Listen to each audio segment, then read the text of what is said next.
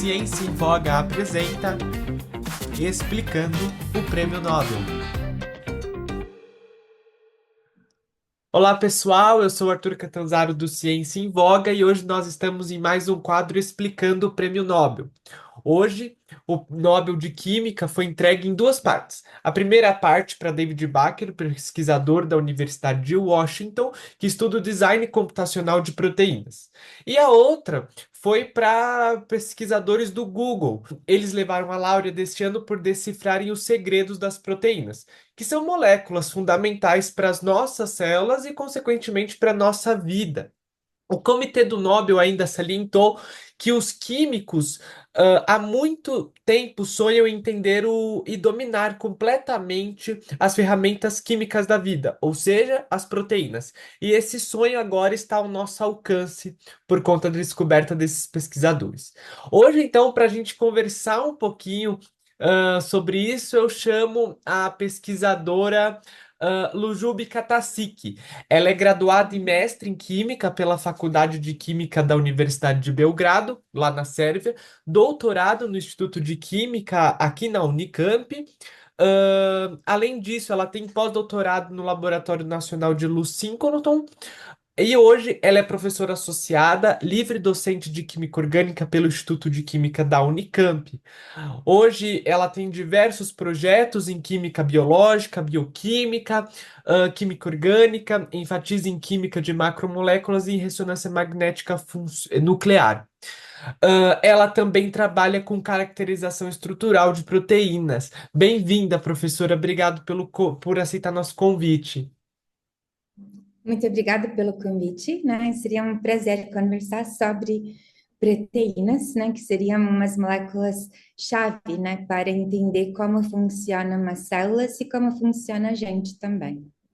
Exatamente. Professor, então vamos contextualizar tudo isso, né? Você Uhum. pode explicar para quem está ouvindo a gente, quem está vendo também, por que que as proteínas são moléculas tão essenciais no corpo humano e como a estrutura delas está relacionada também à sua função?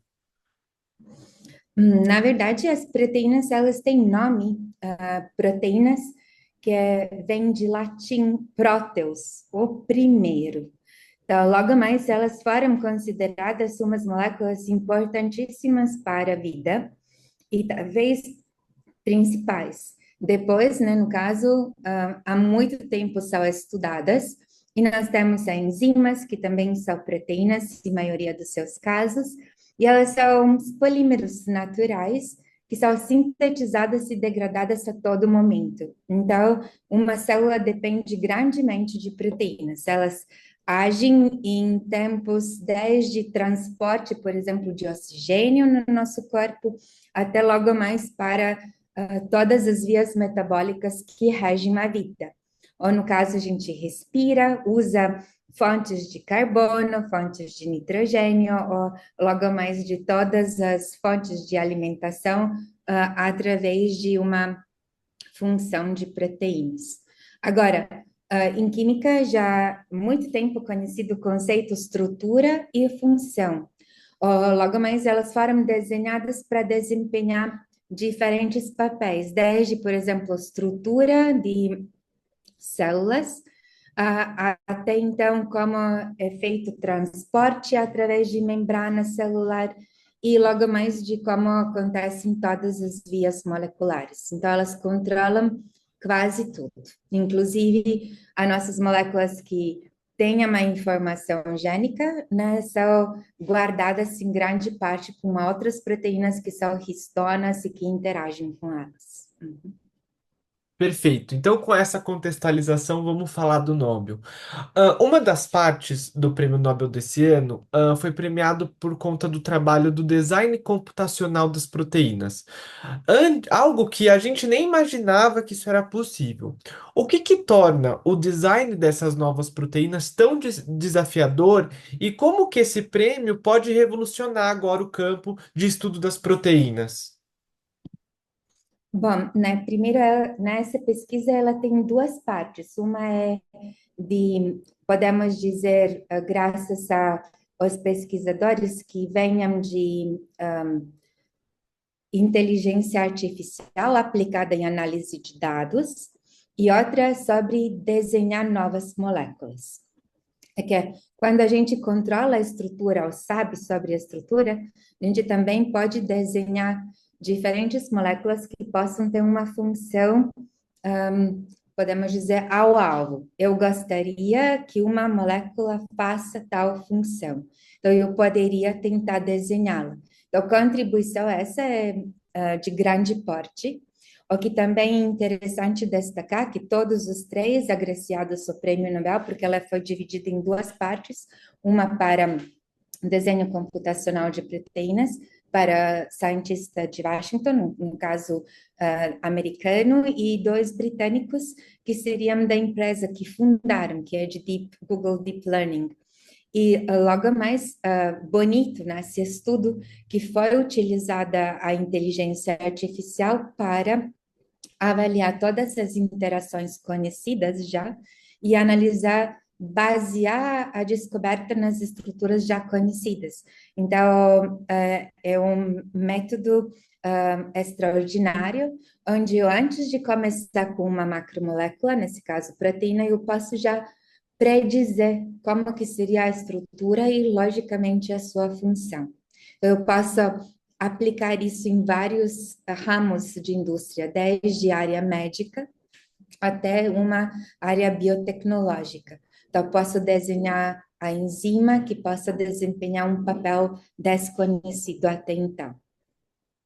Então, você está contando para a gente que esse tipo de descoberta e de protocolo, né, que esses cientistas fizeram, na verdade é uma forma da gente predizer o que essa proteína vai fazer. Ou seja, ela pode ter, por exemplo, diversas aplicações, ou seja, para compreensão de resistência a antibiótico, pode ajudar a desenvolver enzimas que decompõem plásticos e diversas outras tecnologias, né?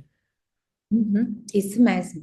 Na verdade, eu posso, por exemplo, desenhar, graças, né, a essa descoberta e o programa computacional, que é de acesso fácil, podemos dizer, ah, até usar a sequência de aminoácidos, que seriam monômeros que compõem proteínas, e formar novas funções, ok? Então, eu posso estudar qual classe de proteínas possui uma característica funcional e logo mais modificar em sílico ou em silício, como se diz, e desenhar novas estruturas que possam trabalhar o nosso prol. Olha, muito legal. Professora, e mesmo com essas descobertas muito legais, esse prêmio muito bacana, o Nobel também ontem, o de Física, foi nessa pegada de inteligência artificial, hoje também, então a gente está vendo um padrão.